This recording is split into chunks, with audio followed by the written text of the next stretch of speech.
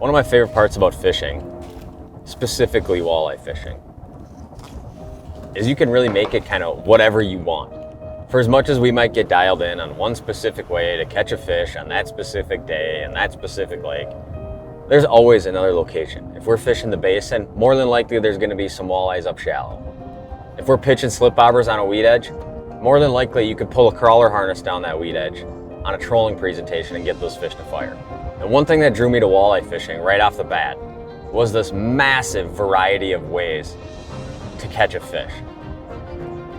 And the coolest part about walleyes is you can kind of manipulate these different presentations to be fished a different way, which kind of opens the door to unlimited different ways, essentially, to target fish in different locations. So today we're going to go to one of my favorite places with one of my favorite baits and fish it in a way in which you guys have never seen done before on a YouTube video.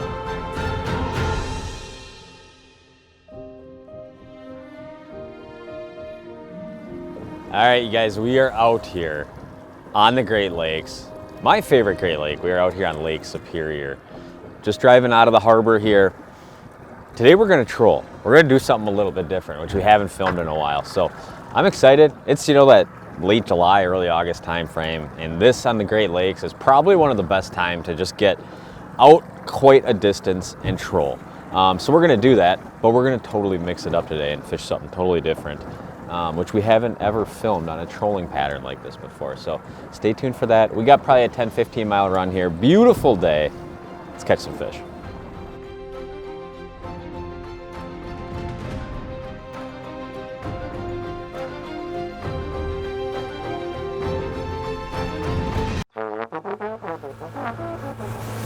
Well, started running out to go about 15 or so miles.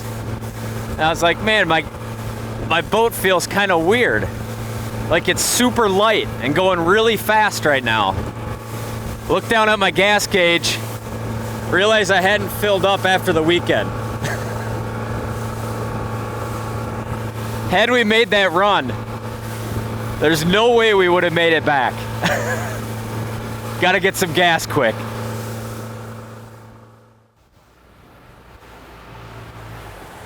Well, attempt 2 went a little better.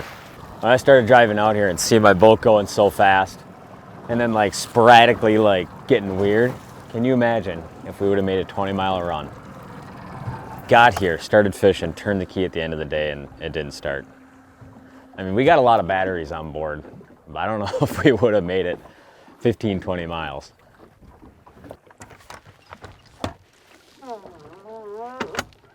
All right, here's the deal. Today we're gonna be trolling.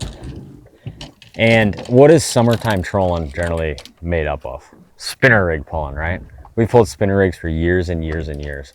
And generally what you're talking about is a bottom bouncer with a spinner 3 feet behind it, or a snapway with a spinner 3 feet behind it. Now, one thing we've been doing for a couple years now, kind of keeping it a little bit under the radar, is trolling unassisted with the Kalins Tungsten Search Bait. It's literally my favorite summertime walleye bait everywhere I go. Now, how am I fishing this most time? I'm up on the bow, I'm putting my Mega Live on fish, I'm casting, I'm interacting with them. But why is this bait so good? It's so good because it is a spinner rig. That's literally what this bait is. It's designed to put a crawler on there, it's got a blade, and it's assisting. The weight is all built into the head because it's tungsten. So I can keep this bait really small and compact and get it down to deeper depths. And today we're hopefully going to deal with a bunch of Great Lakes walleyes, maybe get a shot at a big fish, trolling this bait on planer boards. Now, one thing I'm super excited about that's brand new for this year is the brand new 1 ounce Kalins Search Bait. Now, it's a full tungsten head, so the bait's a little bit more expensive. You can also do this obviously with the other sizes. I got some 3/8 and 5/8 tied up in here. But because it's a tungsten bait, that's what's so special about it. It keeps the weight a lot more compact. And if there's one thing I see happen more and more each year at different locations, is fish getting more finicky to weights and bottom bouncers near your lure. So this is kind of its own compact thing that will have a substantial dive curve where I can get this bait down plenty far on just a flat line like this to get in front of a bunch of these fish. So we're gonna kind of set up our spread here and hopefully just pile drive some walleyes trolling today. We haven't trolled in a while. I like catching walleyes any way walleyes can be caught, whether it's casting, jigging, trolling. I like doing it all and just trying to be versatile and trying to learn something each time I go out. So we got a crawler on the search bait.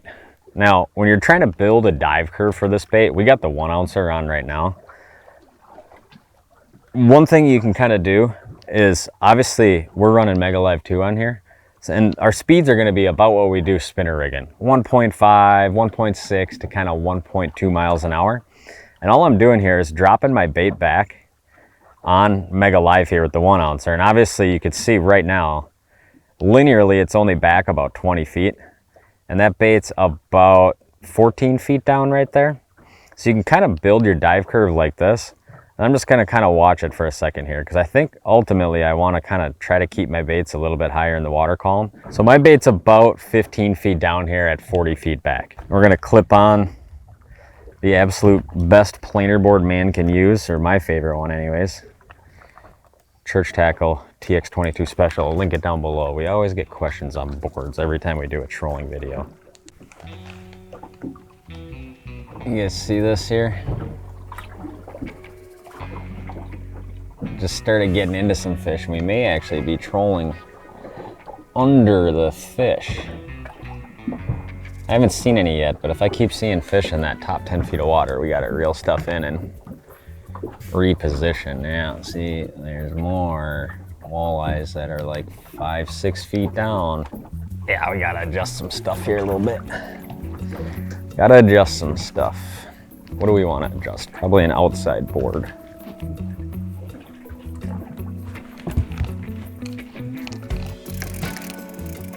Got him right there. And that first shallow board that I swapped out, literally the second I dropped this one back or pulled it way up shallow, I grabbed my other outside over here and moved that up shallow.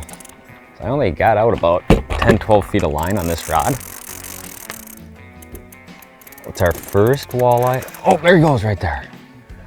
Oh, it's our first mark of the day though. That thing was only 15 or I think it was like 12 feet back. Right there, that's a fish. That's a fish. This one's feeling nice. I mean, this board is back here. This is gonna be a second. Hooked up. First trolling video of the year. One thing to keep in mind when you're trolling for fish that are real high in the water column, get the lines away from the boat. You know, if you're pulling bottom bouncers in 22 feet of water, you can run like a normal kind of tight spread with the boards. If you're trolling for fish that are 5 feet down, obviously between the waves, the motor, your trolling motor running, or just the presence of the boat, the fish can feel all that stuff and they'll just move down. So even I got my 2 outsides really spread here. Once you get that board real close, pick it up. Keep some nice tension on there. Angry, dude. Can't hardly get the board in my hand. There we go. Nice part about the search bait is you just got one big hook. So it's not like pulling crawler harnesses where, like, you know, you could just have that one tiny hook somewhere around the fish. It's nothing like these trolling net jobs by yourself. Come here, come here, come here. Angry, dude. There we go. Beautiful walleye. Well, not long after losing that first one, we got our second one here. And he's a beauty. After losing that, after realizing those fish kind of wanted to be high, I dropped down to the 3/8 ouncer just to run that bait, keep it up nice and high and wispy. Oh, beautiful walleye. Let's let it go. That's what we want, baby. Beautiful Great Lakes walleyes. Trolling the search baits on planer boards.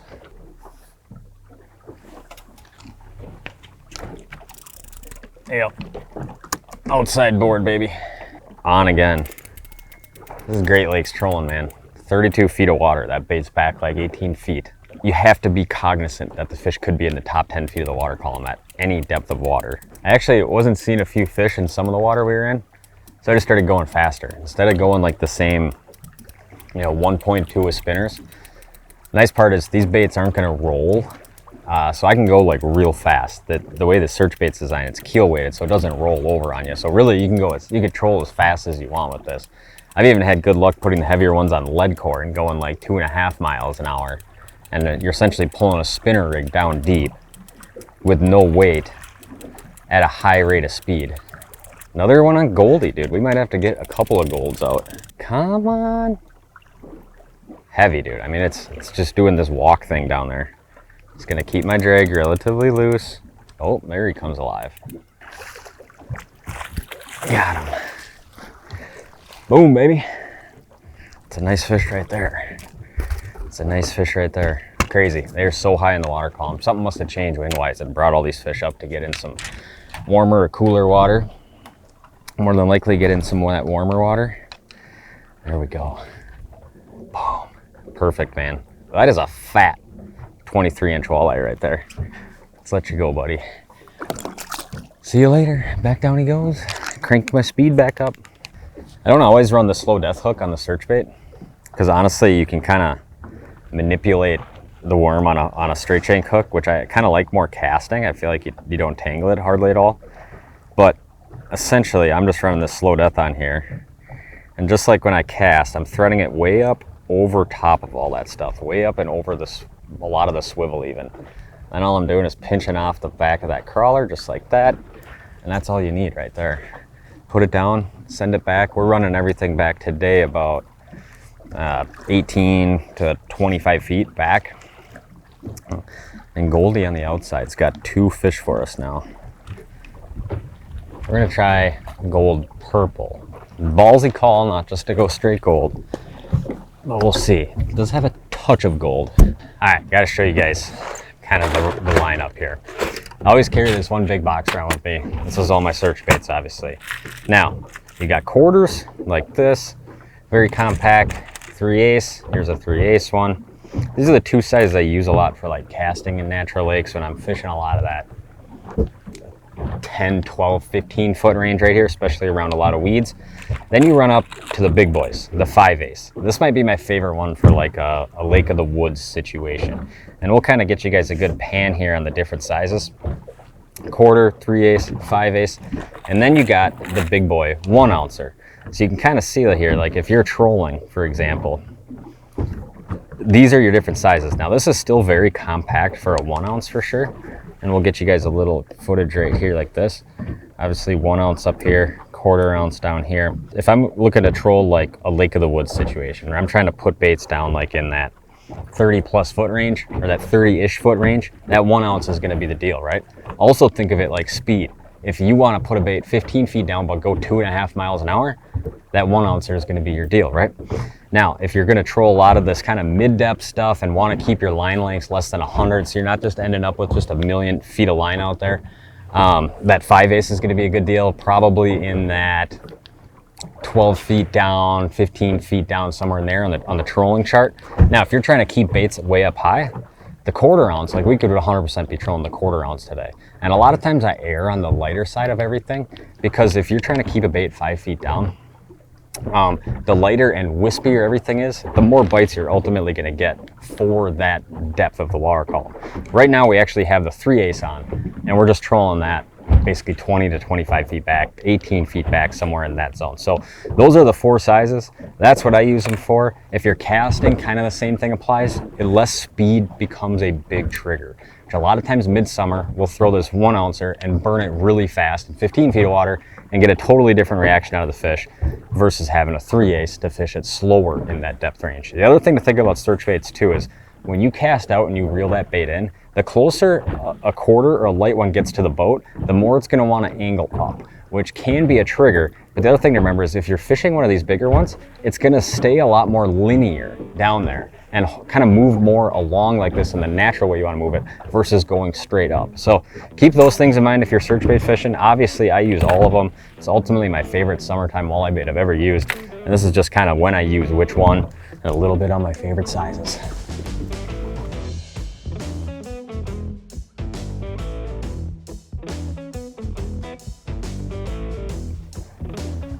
What is the deal here, man?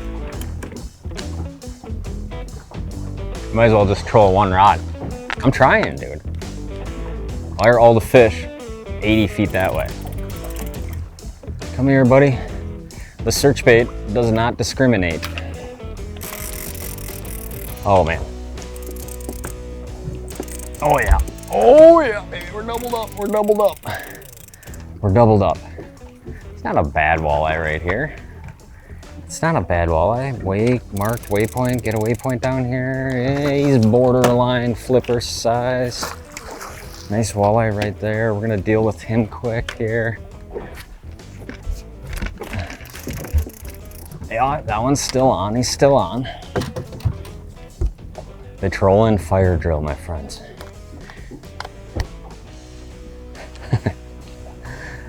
So purple has not gone off. Goldie has a fish on it. And this Goldie is my money one. Just clocking them. 3/8 gold search bait, back 25 feet. See you later, buddy. Go back down there, 20-incher right there. Let's get our other one. Now, if you were fishing right by the bottom, you'd obviously be catching 0 fish right now. Fishing up high like this is something that you could just be totally in the game or totally out of the game, obviously. And the one thing we didn't realize years ago, we'd run a few outside boards like real high, keeping them away from the boat just in case. And that was really the only way to know. Because what happens obviously is as you go over these fish, they move down in the water column. So you really, on 2D or side imaging, unless you're trolling mud where you can really see those fish clean up high at a distance, you really would have no idea that these fish are 5 feet under the surface. Go for a boat flip on them. Look at that, man. What a fun way to fish. You know how much more enjoyable it is that we don't need snap weights? Bottom bouncers, any of that stuff. And I can't tell you how many times I've seen, especially on pressured water, where running a bottom bouncer is like the kiss of death of trolling. You put that thing on 2-3 feet in front of your bait, and you essentially will get 0 bites. And then if you run a snap weight, you can kind of get away from it, but then you're dealing with the snap weight being down and then the bait further back. We're just trolling something like this. It's just so much more exponentially simple. It's like trolling a crankbait, except you take all the stuff you hate about trolling spinner rigs and you take it away, and it's basically like trolling spinner rigs like you'd troll crankbaits. That's the closest way I can think of describing it. Come on, fish. Trolling, obviously, a very effective way to fish. My only gripe is that when I'm not catching a fish and I feel like I got it dialed in, it's just like, give me the next bite. Like, I know I'm doing it right. I just need to now get my bait in front of a fish. The fish are still high. We're right on the waypoints. One of my biggest triggers when I'm casting a search bait and a fish starts following is to go faster. So one thing you can do is obviously just out of nowhere, just bump your speed up 3 clicks, get going 2.2 miles an hour for a second, slow down. Obviously that's lifting the bait, dropping the bait, kind of making it do this a little bit in the water column, which you'd like to think could be a trigger. Because ultimately trolling, oh my gosh, look at this right here. A stack of them right there. I mean, basically right under the surface, 40 feet out. I'll try to reel our other board in because those fish are going to be a little bit closer to us. See if it maybe gets bit. As you can tell, I like to be fidgety. It's hard for me to just sit stationary staring at a board.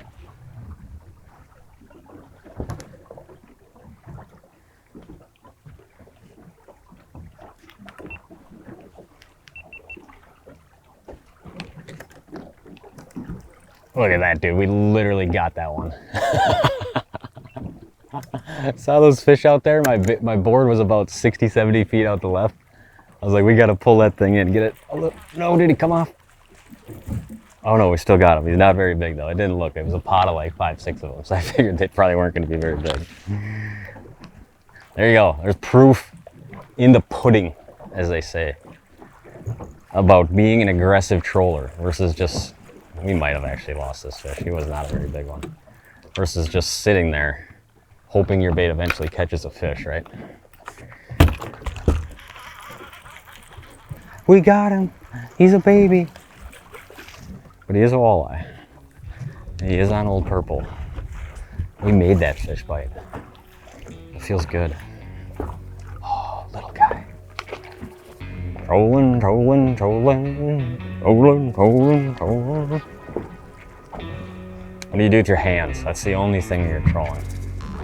This is just, you know, you kind of get it dialed in, and then you sit here, you got the troll motor on autopilot, you know what you're doing, you're looking at the live to make sure you're still around fish. Looking at your waypoint. Oh, right there, look at that. Got him on old shorty too, baby. This is the 5'3". A lot of people think this is just a lead core rod, which is kind of what it was designed for, an inside lead core rod. For you Minnesota folks, so you could spread lines. What I actually use it a lot for is my inside rod. It helps to run the spread nice. Normally I'll run like my 8.6s, 7.2s out the side or up high on boards. And then right down the gut here, I'll run these little 5'3" shorties. They got a ton of like parabolic load, so it's not like with a short rod, you're gonna feel like overpowered or the rod's gonna be too stiff. It's nice for staggering your spread. I'm having fun. You know, after 3-4 months of casting, this is a good change of pace for me.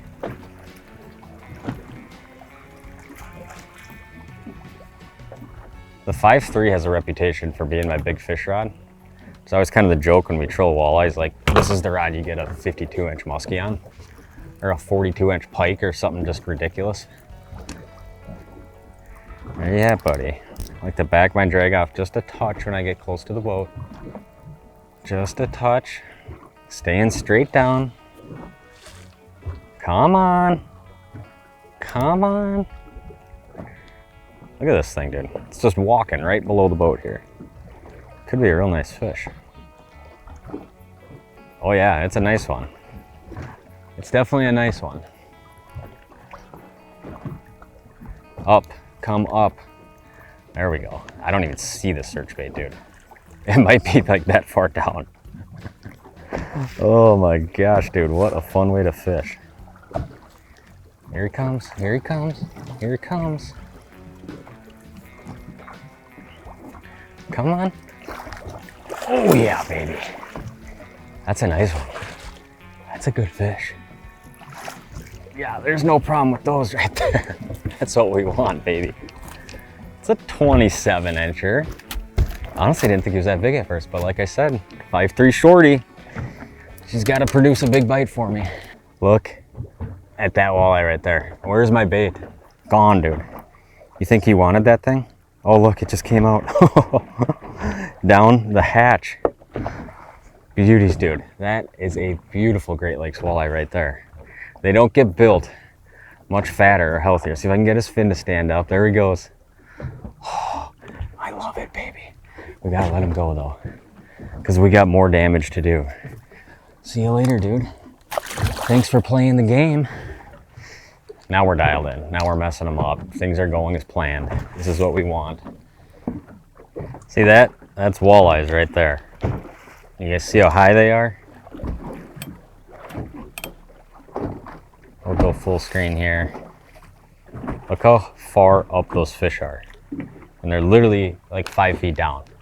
I could probably even run less line out on these. And that is why it's so important. You never would see those fish on sonar up that high. Now obviously if I see like a couple of those at a time, 2 of those, and then I, you know, a little bit of time goes by, I see a couple more. See, there's a couple others that came real close to me right there. See how they're starting to move down though? That's what happens when they get close to the boat like that. But panning out to the side, there's another one right there. Where'd he go? Where'd he go? Did we lose him? Might have lost him. There was just another one right there. These are the fish that we're fishing for really high in this water column. But there's 2 buttons I use on the remote here. Number 1 is this one. This is autopilot right here. Number 2, constant. Leave the trolling motor on, and then up or down, plus or minus. All those things do. My autopilot keeps me headed in the right direction. I can bump my speed up to pick my baits up. So if I got, you know, 30 feet of line out, which would put this 3/8 ounce search bait down there like 8 or 9. Let's say I want to be down 4 feet. I might just bump up to 2 miles an hour, right? And all that stuff's just going to pick up a couple feet in the water column, and I'm going to be running real high. The other thing, which I know I mentioned one time, but it makes a huge difference, is getting my baits way away from the boat. So I'm running, although I'm only running 3 lines, I'm running this board probably 100 feet out the right. My inside board over here is probably 60 feet off the left. My outside board is probably 120. So I actually got 174 feet of line out on this rod, even though my bait's only back there 18 feet behind the board. So because I know from watching fish, when I get close to them jig fishing, that they will not bite. Their likelihood to bite inside of 30 feet from me, if they're 4 or 5 feet down, is almost 0. So got to get stuff way away from the boat out here. How nice of that fish too to leave me with a full crawler. Let's put it right back in the water. Look at that thing, dude. If that's not the sexiest little thing you've ever seen down there, I don't know what is. Well, needless to say, while we were messing around with that one, we got another fish. This is what getting dialed on the trolling bite looks like.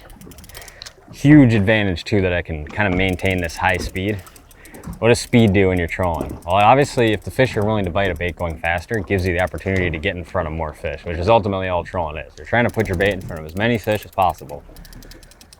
So by being able to go like real fast like this, and have confidence that my baits aren't rolling, binding up in the line like a lot of spinner rigs do, you can just haul ass basically. And you get really, really solid hookups on some of these bigger hooks too. The bigger hook you have, the more power you need to go into the fish's mouth. Where, you know, we're running some big hooks on these. The benefit of big hooks is you rarely lose fish, right? Now we probably, knock on wood, we're probably gonna lose this one. Come here, buddy. Oh, got him. There we go. Goldie for the win. It's out of control. It's out of control. Search bait, trolling. Actually, I was literally sitting around this week and I was like, where am I gonna go? What am I gonna do? And I always like either filming stuff like Hunt for the Ones or stuff that's, you know, gives me some sort of objective, not just like, hey, we're gonna go out and try to catch a fish. And I was thinking to myself, I was like, we haven't filmed search bait trolling on planer boards, which for years now has been such an integral part of like when I go trolling, what I do. I was almost like dumbfounded. I was like, we have to go do this. So I hadn't been out here on the big lake in probably a month, and figured let's go find some fish and troll them up.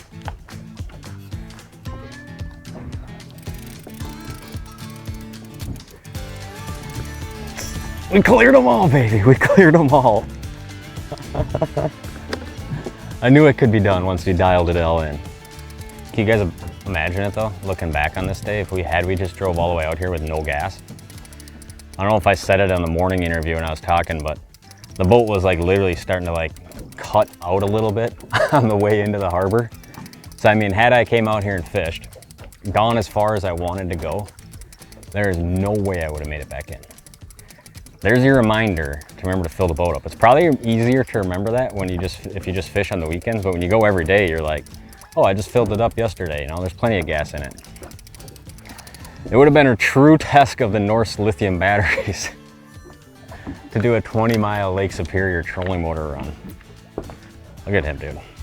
Sitting there all pretty. I don't know what to say. I mean, we went from like, is this gonna happen, to like, wow, the fish are way up high, to moving a bait up high, to getting on the gold program, to just clearing all the rods simultaneously on super quality Great Lakes walleyes right there.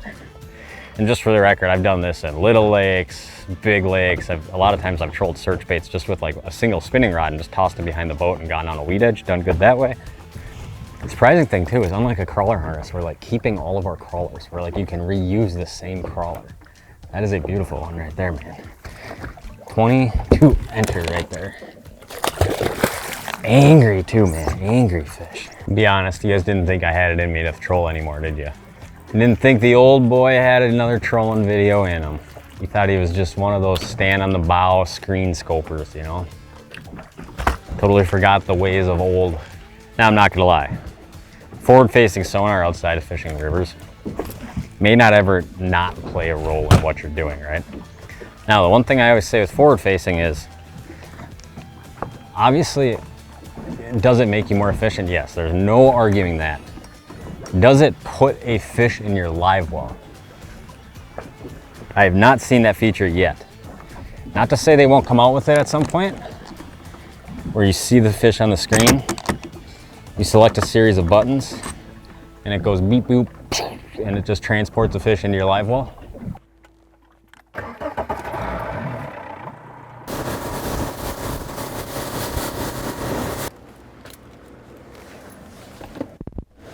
Well, there you have it. Another day on the water. Trolling. Could have guessed, right? You guys didn't see that one coming. You thought your old boy was just gonna stand on that bow and film every video like that the rest of his life. Like I said this morning, I enjoy catching walleyes however you can catch them. I enjoy doing different things. My favorite thing is just seeing how walleyes fish different places you go. They're the same fish, but how they relate to structure, bait, how you catch them can change all across the country, which is kind of my favorite part of my job. But that search bait thing is something, like I said, I could not believe I'd never filmed before. I've caught so many fish trolling that bait. Obviously, casting the bait, it needs no introduction, right? You guys know the deal on that. But if it's so simple, that's the nice part. I always hated bottom bouncer fishing because you're always dealing with the bouncer, the spinner, everything always gets tangled. It's a pain in the ass to store it. This is basically like the crankbaits of spinner rig fishing. You put it out there, you select how deep you want to go, and you just go. And it just catches a ton of fish. That bait is so unique. The telltale of a bait that is really, really good is versatility. Can you cast it? Can you troll it? Can you jig it? Yes, yes, yes, check, check, check. That's one reason I like that bait so much, and I always talk so highly of it. So hopefully you guys are having a good summer on the water. I'm driving back home. It's noon now. It's going to be, oh, what does it say? It's 85 degrees already. Absolutely ridiculous. Hopefully this heat wave ends soon. Hopefully you guys enjoyed watching this video. We got the wife chiming in. So thank you guys for watching. We'll see you on the next one.